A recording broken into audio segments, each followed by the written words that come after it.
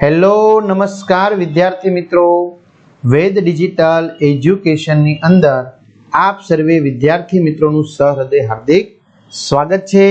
આજે આપણે ધોરણ 10 વિષય સામાજિક વિજ્ઞાન એટલે કે એસએસ નું દ્વિતીય પરીક્ષાના પેપરનું સંપૂર્ણ અને સચોટ સરસ મજાનું સોલ્યુશન જોવાના છીએ। તો વિદ્યાર્થી મિત્રો વિડીયોને છેલ્લે સુધી નિહાળવો, ચેનલમાં નવા હોય તો ચેનલ સબસ્ક્રાઇબ કરી વિડીયોને લાઈક કરો, તમારા મિત્રો દોસ્તોને શેર કરો। બીજું, આ સેકન્ડ એક્ઝામના પેપરની તમારે પીડીએફ જોતી હોય કે વાર્ષિક બોર્ડના પેપરની અગત્યના પેપરની તમારે પીડીએફ જોતી હોય તો એ તમને મળી જશે। ક્યાંથી મળશે હું તમને આગળ જણાવું। તો ખાસ વિદ્યાર્થી મિત્રો વિડીયોને છેલ્લે સુધી નિહાળશો। વિભાગ એ હેતુલક્ષી પ્રશ્નો, તો એમાં માગ્યા પ્રમાણે જવાબ આપવાના છે, તો જોડકા જોડો। તો આપણે પહેલા જોડકા લઈ લઈએ। શું કે છે? રુદ્ર મહાલય તો ક્યાં આવશે? સિદ્ધપુર, પાટણ પાસે, બરોબર।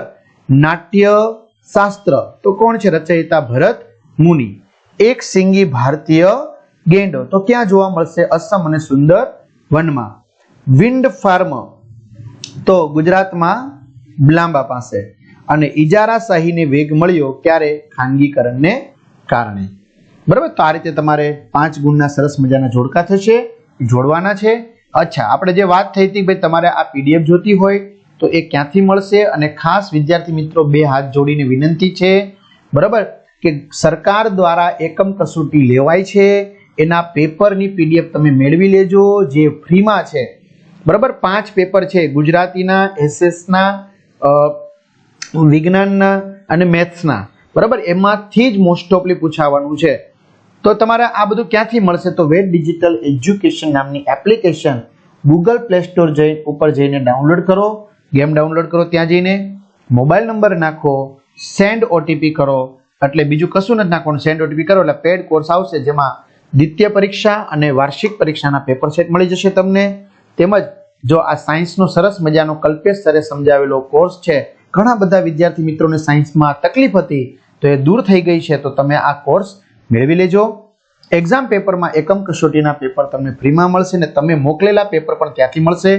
3 થી 12 જશો એટલે 3 થી 12 ધોરણ ખુલશે, તમારું ધોરણમાં જવાનું, બરાબર।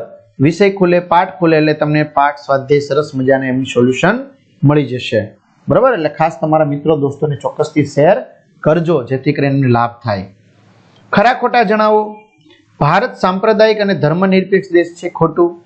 મહિલાઓને માત્ર એક જ કોલથી મદદ મળી રહે તે માટે 108 અભયમ મહિલા હેલ્પલાઇન શરૂ કરવામાં આવી, તો ખોટું।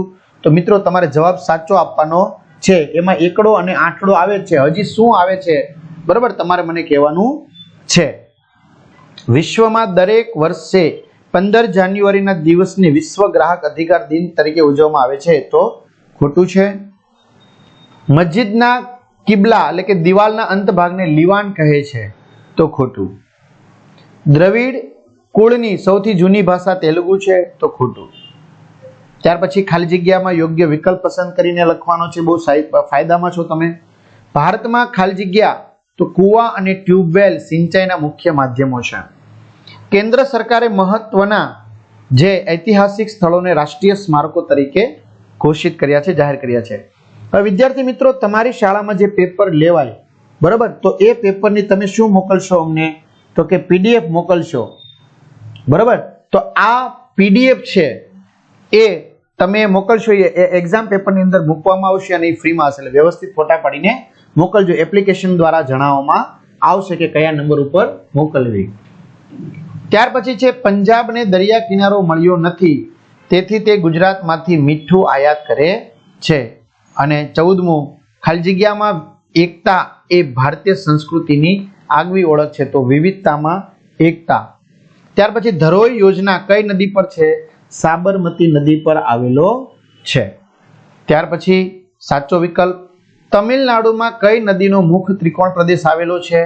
તો કાવેરી નદીનો મુખ ત્રિકોણ પ્રદેશ આવેલો છે। ત્યાર પછી ભાખડા નાંગલ, બરાબર, તો આમાંથી સાચો જવાબ શું છે? તો પહેલામાં બી, પંજાબ આવેલું છે। કોસી તો બિહાર, નાગાર્જુન સાગર આંધ્રપ્રદેશ ને નર્મદા ગુજરાત। કઈ પદ્ધતિને મુક્ત અર્થતંત્ર કહે છે? બજાર પદ્ધતિને. બરોબર, અહીંયા સવાલ છે આગળ પાછળ થઈ ગયું છે. વિકાસલક્ષી દેશોમાં અર્થતંત્રનું કયું સ્વરૂપ પ્રવર્તે છે? તો દ્વિમુખી સ્વરૂપ પ્રવર્તે છે. ત્યાર પછી શિકાગો શહેરમાં મળેલી વિશ્વ ધર્મ પરિષદમાં કોણે વક્તવ્ય આપ્યું હતું? તો સ્વામી વિવેકાનંદે. ચલો એક બે શબ્દોમાં જવાબ લખો. કઈ આર્થિક પદ્ધતિ બજાર પદ્ધતિથી તદ્દન વિરોધી છે? તો સમાજવાદી પદ્ધતિ. કઈ સંસ્થા ઓએનજીસી અને રાજ્ય સરકારને હેલિકોપ્ટર સેવા આપે છે? પવન હંસ હેલિકોપ્ટર. ગુજરાતનું ઓટોમેટિક લોક ગેટ ધરાવતું બંદર કયું છે? તો ભાવનગર. અને છેલ્લું, ટાંકણીથી લઈને મોટા મોટા યંત્રો સુધીનું ઉત્પાદન કયા ક્ષેત્રમાં કરવામાં આવે છે? લોખંડમાં. તો આ સાથે વિદ્યાર્થી મિત્રો અહીંયા એ સેક્શન છે પૂર્ણ થાય છે. તમારા મિત્રો દોસ્તોને કહેજો કે વોટ્સએપ, ટેલિગ્રામ, ફેસબુક, ઇન્સ્ટાગ્રામમાં જોડાઈ શકે. અને હા, તમારે આ બધાની પીડીએફ જોતી હોય તો પીડીએફ તમને મેં કીધું એપ્લિકેશનમાંથી મળી જશે. વેદ ડિજિટલ એજ્યુકેશન નામની એપ્લિકેશનમાંથી બોર્ડના પેપરોના સોલ્યુશન પણ સરસ મજાના મળી જશે. જો તમે જોઈ શકો છો, બરાબર, જો છે ને સરસ મજાનું સોલ્યુશન, બરાબર. તો આખું સોલ્યુશન છે, એમાં કોઈ ચિંતાને કરવાની જરૂર નથી, પણ તમને પીડીએફ સ્વરૂપે એપ્લિકેશનમાંથી મળશે. બરાબર, તો અહીંયા સુધી રાખીએ. અસ્તુ, જય હિન્દ, જય ભારત. બધાને સારા માર્ક્સ પ્રાપ્ત કરવા માટે બેસ્ટ ઓફ લક.